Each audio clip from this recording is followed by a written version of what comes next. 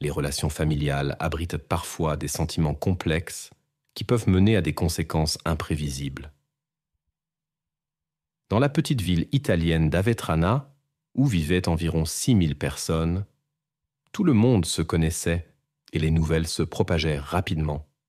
C'est ici que vivait Sara Scazzi, 15 ans, dont les habitants se souvenaient comme d'une élève exceptionnellement énergique et pleine de vie.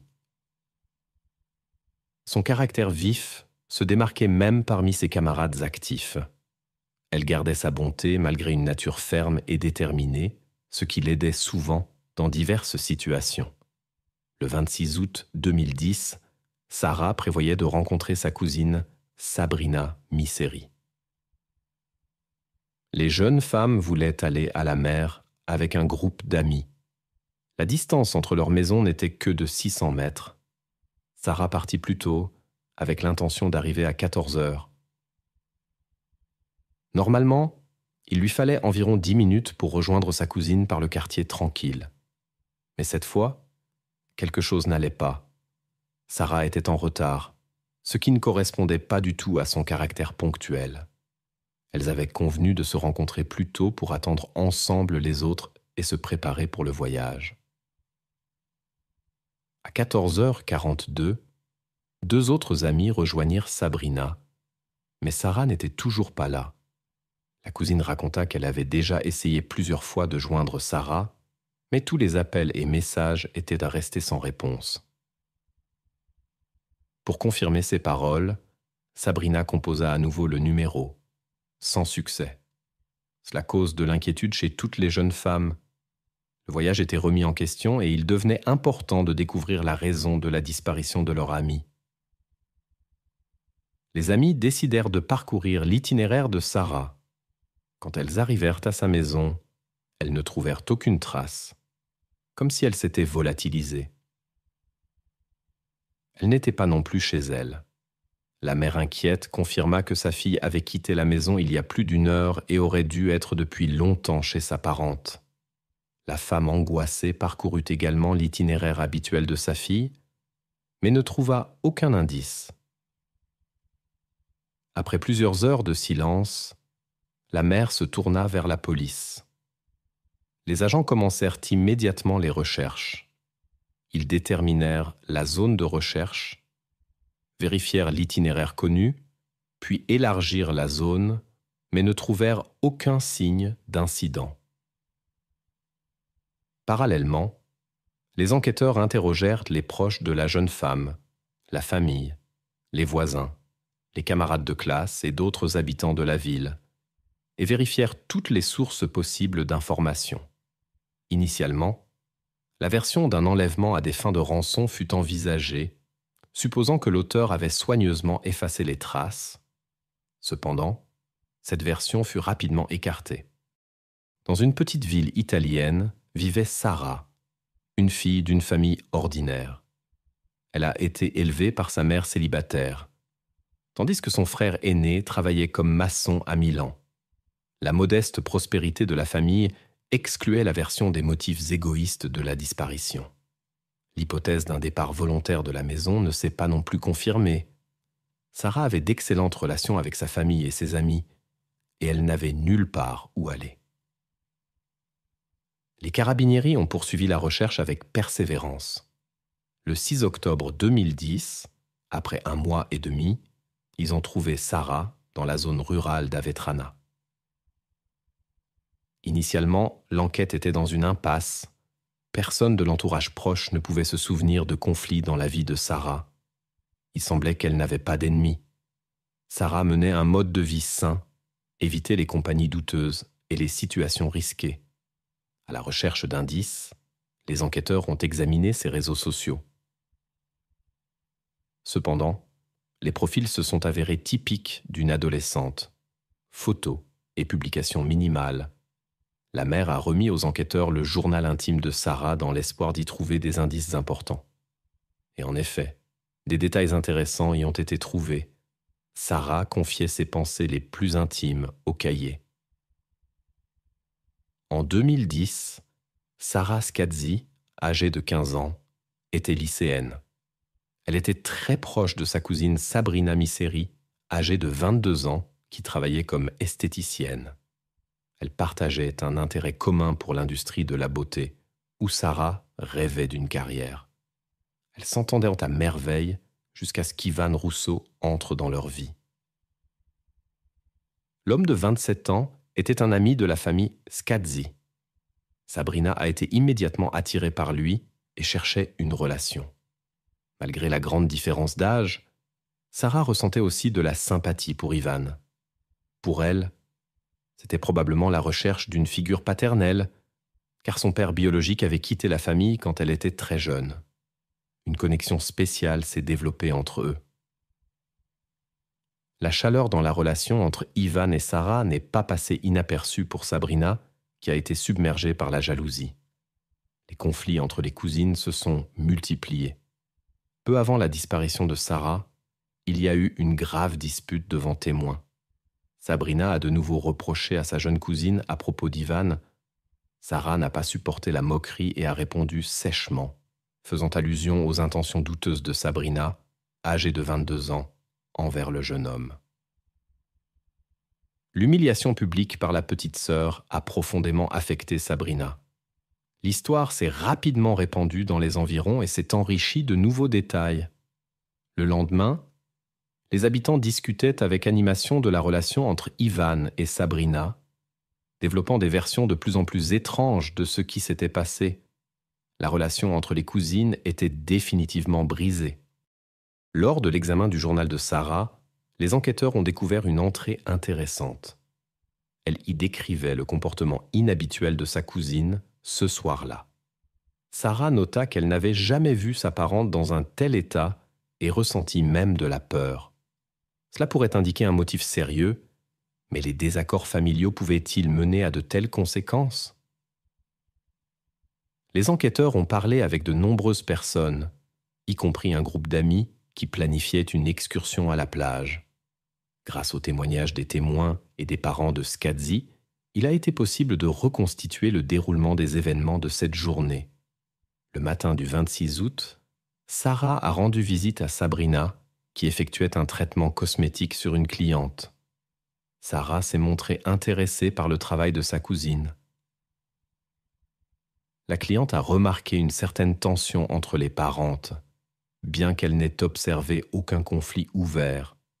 Elle a également confirmé que les jeunes femmes avaient convenu directement devant elle d'une excursion à la plage pour l'après-midi. Mariangela Pagnoletti et sa sœur cadette Alessandra devinrent les rejoindre. Selon la mère de Sarah, sa fille est rentrée de chez sa cousine vers midi, a mentionné les plans de la plage et est allée faire des courses. Quand Sarah est rentrée à la maison, elle était visiblement pressée. Elle a déjeuné rapidement sans s'asseoir à table, s'est changée rapidement et a quitté la maison vers 13h30. Elle prévoyait d'être chez sa cousine à 14h et de passer dans un magasin en chemin. Après avoir quitté la maison, Sarah n'a plus été revue.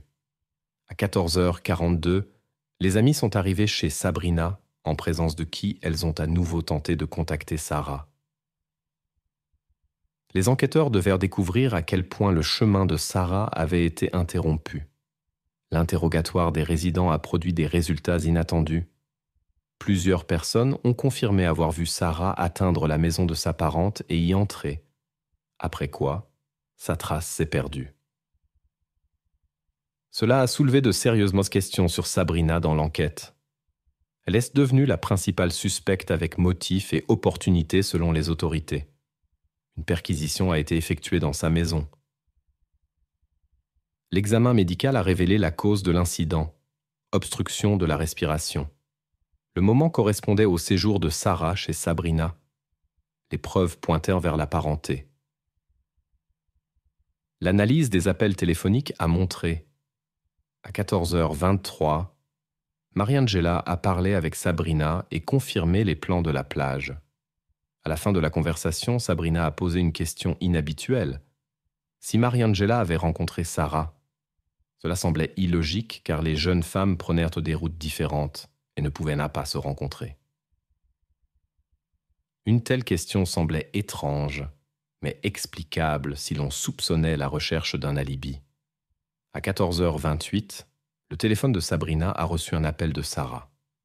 Selon les experts, les événements avaient déjà pris un caractère irréversible à ce moment.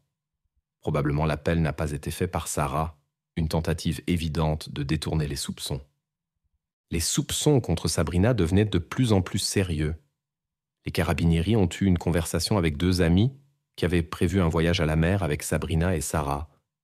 Leur récit contenait des détails intéressants.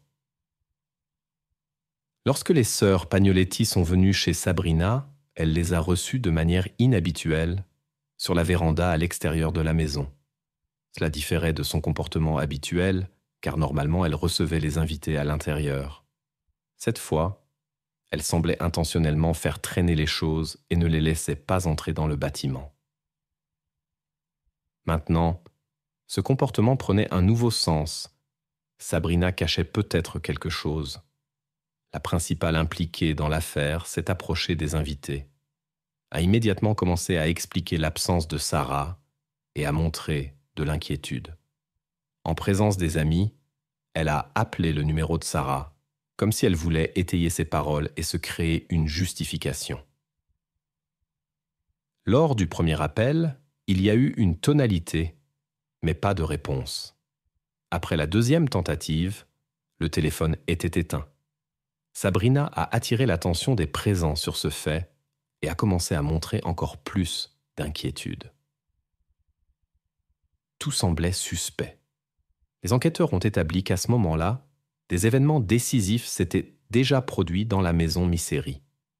Dans la résidence, des preuves troublantes ont été trouvées, suggérant l'implication de plus de personnes dans l'incident qu'initialement supposé.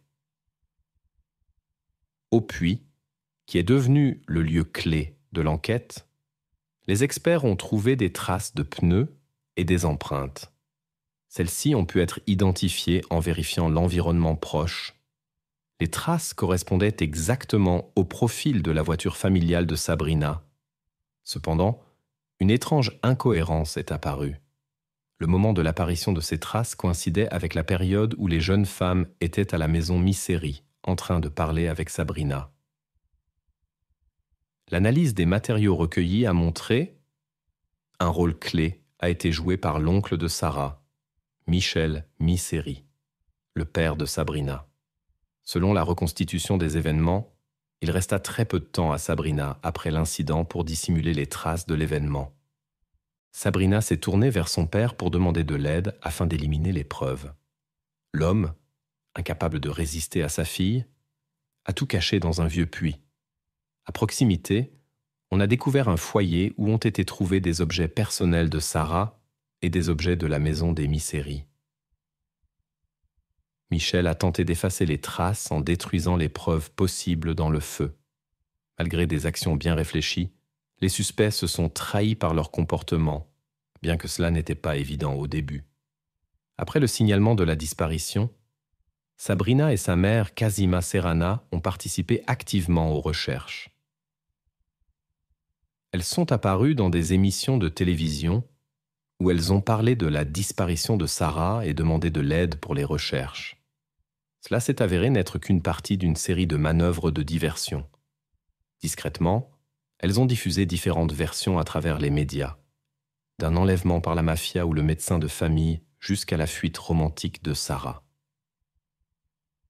Casima Serrana a répandu dès le début des rumeurs sur le père de Sarah, le décrivant comme un criminel et un membre de la mafia. Jusqu'en 2010, il avait quitté la famille depuis longtemps. Son sort est resté inconnu. La femme a suggéré que la disparition de Sarah pourrait être la vengeance d'autorités criminelles. Toutes ces versions se sont avérées n'être qu'une tentative de confondre l'enquête. Cependant, elles ont créé un véritable chaos informatif qui a considérablement compliqué le travail des enquêteurs. Le puits contenant les preuves était suffisamment éloigné, ce qui a prolongé les recherches. Chaque retard jouait en faveur de la famille Misery, qui continuait à construire un réseau complexe de tromperies pour échapper à la responsabilité. En analysant le comportement des suspects, les enquêteurs ont remarqué que seul Michel montrait des signes d'inquiétude mentale. Chez lui, tous les signes d'un effondrement émotionnel ont été observés. Le 29 septembre 2010, il est venu à la police et a signalé avoir trouvé par hasard le téléphone portable de Sarah dans le livret. Les preuves contre la famille Misseri ont commencé à s'accumuler. Il était clair que l'homme était tourmenté par sa conscience. Michel est allé secrètement au poste de police, à l'insu de sa femme et de sa fille. Évidemment, le téléphone ne pouvait pas être trouvé par hasard. Le 6 octobre 2010, Michel n'a plus supporté la tension. Il a avoué sa participation à la disparition de sa nièce et a affirmé que tout s'était passé dans le garage. Cependant, ces déclarations ont éveillé des doutes chez la police. Lors de la reconstitution des événements, Michel n'a pas pu démontrer ses actions de manière crédible. Sa version ne correspondait pas aux rapports médicaux. Michel a expliqué ses actions par une dépression nerveuse due à un tracteur en panne. Au début, il a nié les motifs personnels. Plus tard, il a changé son témoignage et a expliqué que tout s'était passé après le rejet de Sarah. Selon ses mots, il a commis des actes inappropriés puis causé des dommages irréversibles. Cependant, l'examen médical n'a pas confirmé cette version, ce qui a renforcé les doutes sur la véracité de cet aveu. L'histoire racontée par Michel était soumise à des changements constants. Le 15 octobre 2010, un détail important est apparu dans ses déclarations. Il a mentionné pour la première fois la présence de sa fille Sabrina dans le garage lors de la rencontre avec Sarah. Selon sa nouvelle version, c'était sa fille qui avait conduit la jeune femme dans la pièce où il réparait un tracteur. Sabrina aurait insisté pour que son père donne une leçon à Sarah. Mais cette version n'a pas non plus duré longtemps. Après de longues discussions avec les enquêteurs, Michel a de nouveau changé son témoignage et affirmait maintenant que tout était arrivé accidentellement. Selon ses dires, Sarah serait simplement tombée malheureusement en jouant. Une année s'est écoulée avant que le patriarche Misseri ne change à nouveau son témoignage pour protéger Sabrina et assumer la responsabilité. Cependant, les enquêteurs n'ont pas perdu de temps. Les preuves recueillies contredisaient les paroles de l'homme. Elles indiquaient l'implication de Sabrina dans la disparition de Sarah, mais pas uniquement la sienne. L'enquête a révélé la participation d'au moins 2 personnes à cet incident. La question de l'identité du deuxième participant s'est posée. La mère de Sabrina, Cosima Serrana, n'a pas attiré l'attention des enquêteurs pendant longtemps. Malgré son comportement étrange lors des interviews télévisées, l'examen médical a montré que Sarah s'était à peine défendue. Cela suggérait soit la surprise de l'événement, soit la présence de plusieurs personnes. L'une d'elles aurait pu maintenir Sarah sans lui donner la possibilité de se défendre. Les preuves indiquaient la présence de 3 ou 4 personnes dans la maison. Sarah et 2 à 3 autres participants. Étonnamment, toute la famille était impliquée dans le plan de Sabrina. Cela a été confirmé par les enregistrements des conversations téléphoniques. Le 4 octobre 2010, quelques jours après que Michel ait remis le téléphone de Sarah aux autorités, Sabrina a contacté sa mère. Elle a exprimé son inquiétude concernant les empreintes digitales sur les touches du téléphone, laissées lors de la simulation d'appel. Les femmes ont également discuté des traces possibles dans la maison et à l'arrière du garage, où tout s'est présumément passé. Pour vérifier les soupçons, les carabinieri ont suivi les téléphones de tous les impliqués. On soupçonnait que Sarah avait été maintenue soit par Michel, soit par Sabrina. La confirmation de la présence de Cosima Serrana dans le garage à ce moment-là fut surprenante. C'était probablement elle qui n'avait pas donné à Sarah la possibilité de se défendre. Le lendemain de l'incident, 2 femmes se sont rendues dans la zone où une preuve importante serait plus tard trouvée dans un ancien puits. Elles ont expliqué leur visite par le désir de voir le vignoble appartenant à Valentina Misseri, une autre fille de Cosima. Cependant, leur explication a suscité des doutes. Vignoble était trop éloigné et elles n'y sont jamais arrivées. Au lieu de cela, les femmes sont restées près de ce puits et se sont ensuite rendues à un endroit où, comme on l'a découvert plus tard, des preuves importantes ont été détruites. Les déclarations de plusieurs témoins ont confirmé la version des enquêteurs sur le comportement inhabituel de Sabrina après la disparition de sa sœur. Malgré leur relation étroite antérieure, qui s'était détériorée à cause d'une connaissance commune, la suspecte parlait de Sarah avec une froideur surprenante, ce qui a choqué toute la famille. L'affaire a attiré une grande attention publique.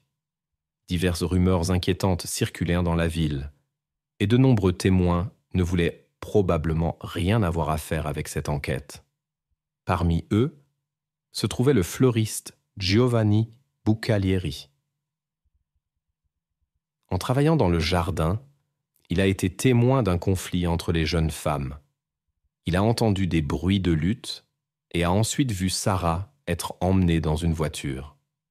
Plus tard, lorsqu'il n'a pas voulu participer au procès, il s'est rétracté et a exercé son droit de garder le silence. Cependant, son histoire originale a été confirmée par son collègue et sa femme. Il avait partagé des détails similaires avec eux, et les intervalles de temps correspondaient. Selon Giovanni, il a vu Cosima emmener Sarah de l'arrière-cour au coffre de la voiture. Ces événements se sont produits exactement au moment où les autres participantes du voyage sont arrivées chez Sabrina. Elle les a reçues sur la véranda et a essayé d'empêcher les jeunes femmes d'entrer dans la maison et de voir ce qui se passait dans l'arrière-cour. Les incohérences dans les paroles de la suspecte ont été révélées par l'un de ses cousins. Peu après la disparition de Sarah, il a parlé avec sa sœur qui a décrit en détail les vêtements de l'étudiante. Cependant, à la police, elle avait déclaré que la disparue n'était pas venue la voir après le déjeuner. La description des vêtements correspondait parfaitement, bien que la jeune femme se soit changée avant de sortir. Sabrina n'aurait pas pu savoir cela sans avoir vu Sarah personnellement, ce qui indiquait clairement un mensonge dans sa déclaration. Les procédures judiciaires ont commencé le 10 janvier 2012 et ont duré beaucoup plus longtemps que prévu initialement. Au cours du procès, de nouvelles circonstances sont venues à la lumière, révélant les véritables intentions des femmes accusées. Une attention particulière a été portée à une photo de Sarah envoyée à Ivan Rousseau un jour avant l'événement fatal. Le procureur a utilisé cette image comme preuve de l'implication de Sabrina. Les enquêteurs ont établi que Sabrina avait un intérêt romantique pour le jeune homme et était jalouse de Sarah. Lors de l'interrogatoire, Ivan a décrit ses relations avec les deux jeunes femmes comme amicales, presque familiales. Selon ses mots, Sarah le voyait comme une figure paternelle et avait envoyé la photo uniquement pour montrer sa nouvelle coiffure. Avec Sabrina, il entretenait une relation amicale, assez proche, mais rien de plus. Bien qu'elle ait commencé plus tard à lui faire des compliments très sincères, quelques jours avant l'incident, Ivan a décidé de rompre le contact avec la persistante Sabrina. Son comportement intrusif lui déplaisait et la jeune femme elle-même ne l'attirait pas. Ivan a souligné que cette décision n'avait rien à voir avec Sarah. L'accusation a pu reconstituer la chronologie exacte des événements malgré les tentatives des personnes impliquées d'effacer les traces. Sabrina et Cosima ont été tenus aux responsables de la disparition de Sarah. Michel Misseri a reçu 8 ans pour dissimulation de preuves. Il a continué à assumer la culpabilité, mais les enquêteurs ont prouvé que son seul rôle était la destruction des preuves. Le 20 avril 2013, le tribunal a annoncé le verdict. Sabrina Misseri et Cosima Serrana ont reçu la prison à perpétuité. Elles n'étaient pas d'accord avec la décision et l'avocat a immédiatement fait appel. Le nouveau procès a commencé le 16 novembre 2014. Lors des audiences préliminaires, il avait été établi que les accusés devaient rester en détention pendant toute la durée du procès. Les conversations entre les complices ont été examinées particulièrement en détail y compris la première conversation entre Sabrina et son père après sa confession. Leur comportement a révélé la certitude de sa participation. Cosima a fait des déclarations émotionnelles et a tenté de gagner la sympathie du tribunal. Elle a mentionné les liens familiaux et a fait référence au premier procès. La femme a insisté sur le fait que l'affaire avait été construite pour condamner des innocents. Selon ses mots, leur famille avait toujours entretenu des relations chaleureuses avec les Scasi et elle n'avait aucune raison de vouloir du mal à Sarah. Dans la salle d'audience, Michel était présent, affirmant avec persistance sa seule culpabilité dans l'affaire. Il répétait constamment que sa fille et sa femme n'étaient là pas impliquées dans l'incident. Cependant, l'accusation était convaincue. L'homme essayait simplement de protéger sa famille en assumant toute la responsabilité. Le 27 juillet 2015, la Cour d'appel a confirmé la décision initiale, la prison à perpétuité pour les deux femmes. Comme elles n'ont jamais admis leur participation, les véritables motifs ne sont pas restés entièrement clarifiés. En analysant la dernière phase de leur relation, les enquêteurs ont suspecté deux motifs principaux. Le premier, la rancune envers la cousine pour ses remarques désobligeantes. Le second, la rivalité pour un jeune homme. Cassima a probablement soutenu les actions de sa fille par désir de protéger la réputation de la famille Misseri. Selon elle, les déclarations publiques de la nièce pouvaient causer de sérieux dommages à leur nom de famille. Apparemment, cela suffisait pour une décision irrévocable qu'elle considérait comme la seule issue au conflit. Plus tard, il s'est avéré qu'il y avait d'autres personnes impliquées dans cette histoire. Le frère de Michel, Carmino, et son neveu Cosmo ont reçu chacun 6 ans de prison pour avoir aidé à dissimuler des preuves. L'ancien avocat de Sabrina a reçu 2 ans avec sursis pour complicité. Giuseppe, le propriétaire de l'hôtel, a été condamné à 2 ans de prison pour faux témoignages. 4 autres personnes impliquées ont reçu des peines d'1 an à 16 mois pour complicité. En 2020, le procès d'Ivan Rousseau a eu lieu, ce jeune homme qui est devenu la raison du conflit entre les jeunes femmes. Il s'est avéré qu'il avait caché la vérité sur son rôle dans l'incident pendant 10 ans. Ce jour décisif, contrairement à ses déclarations initiales, le jeune homme a rencontré Sabrina et Sarah une demi-heure avant la tragédie. Ces actions ont contribué à l'intensification du conflit entre les jeunes femmes. Pour faux témoignage, Ivan a été condamné à 5 ans de prison, mais plus tard la sentence a été annulée et le jeune homme a été libéré. La plupart des personnes impliquées dans l'affaire ont déjà purgé leur peine et sont retournées à leur vie normale. Une exception était le neveu Cosma, qui malheureusement n'a pas vécu jusqu'à la fin de sa peine en raison de problèmes de santé. En février 2024, Michel Misseri a également été libéré.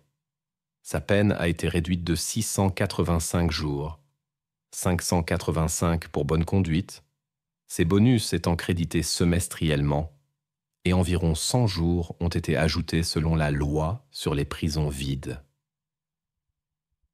1 an avant sa libération, l'avocat de Michel a déposé une plainte concernant les conditions de détention.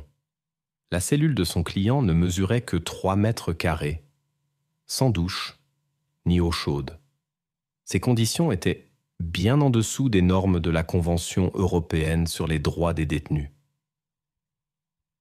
Après sa libération, Michel a commencé à affirmer qu'il avait agi seul, essayant ainsi de protéger sa femme et sa fille. Selon ses dires, ses déclarations antérieures avaient été modifiées sous la pression de la police. Cependant, même les proches de Sarah ont considéré que le degré de sa responsabilité avait été correctement déterminé. Les proches de Sarah ont une relation ambivalente avec cette histoire.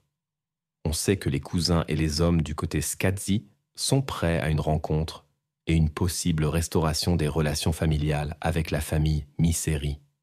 Selon leurs mots, beaucoup dépend de lui-même, mais ils sont tous d'accord avec la sentence pour Sabrina et Cosima et considère que la décision est juste. L'avocat de Michel a expliqué le comportement de son client comme un sentiment normal de culpabilité envers la famille. Selon lui, Michel essaie de le démontrer de cette façon et espère toujours obtenir une révision de la décision judiciaire pour sa femme et sa fille. Comme l'a raconté le défenseur dans une interview, depuis sa libération, Michel écrit quotidiennement des lettres à Cosima et Sabrina, mais n'a reçu aucune réponse jusqu'à présent. Actuellement, les opinions sur la décision judiciaire sont partagées. Certains croient que Michel est le principal coupable et a pu tellement confondre l'enquête que même le sentiment de culpabilité éveillé n'a pas aidé à disculper ses proches. D'autres pointent du doigt Sabrina et Cosima, qui avaient un motif sérieux de se débarrasser de Sarah. Pendant ce temps, Cosima et Sabrina continuent de purger leur peine de prison à perpétuité.